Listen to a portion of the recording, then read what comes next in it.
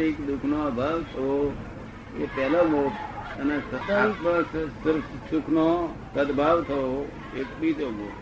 શું કહે? બીજો મોક્ષ એટલે અભાવ થઈ ગયો, દુઃખનો અભાવ. દુઃખનો અભાવ કોઈને વર્તે નહીં. સાધુ, સંન્યાસી, આચાર્ય કોઈને દુઃખનો અભાવ ના વર્તે.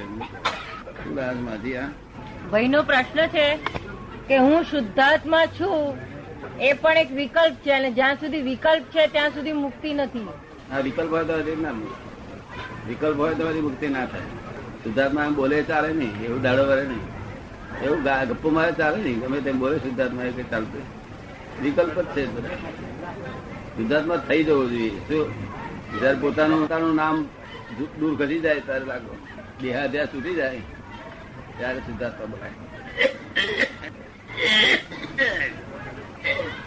તમે શુદ્ધાત્મા છો માણિકલાલ? તમે માણિકલાલ છો શુદ્ધાત્મા છો? એવા દુનિયામાં માણિકલાલ કહે છે અંતરથી હું શુદ્ધાત્મા છું. શુદ્ધાત્મા છો એ ખાતરી થઈ ગઈ છે? બરોબર સમજણ ખાતરી થઈ ગઈ છે? હજી ખાતરી થઈ છે તમને? ખાતરી બરોબર, સંપૂર્ણ ખાતરી થઈ. એનું નામ એ શુદ્ધાત્મા કહેવાય, એ વિકલ્પ ના કહેવાય.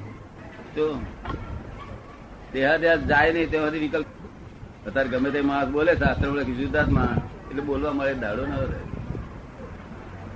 તો રસ્તા જતો કે છે હું કલેક્ટર છું, એમ ચાલે ગઈ? એવું ના ચાલે, મારે લોકો. શુદ્ધાત્મા થઈને બોલવાનું. કે છે કે આ ખંડ ખંડ જ્ઞાન એ શું છે? કે છે અખંડ પોતાના આત્માના બધા ગુણો નું લક્ષ્ય બેસે ને પછી પોતાને અખંડ જ્ઞાન ઉત્પન્ન થાય ત્યારે કામ થાય. કે એટલે આ ખંડ ખંડ જ્ઞાન શું છે? એમ ખંડ હોતો જ નથી, અખંડ જ હોય.